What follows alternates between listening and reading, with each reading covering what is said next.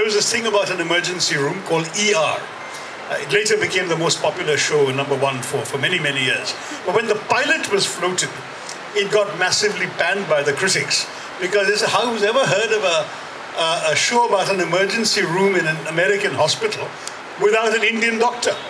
So they literally had to rewrite the scripts to feature an Indian doctor. The part was landed by this girl who played the Indian footballer in Bended Like Beckham.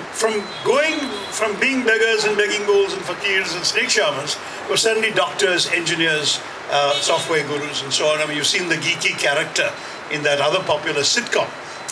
What's it called? You know, the one with the 4 or 5 nerds.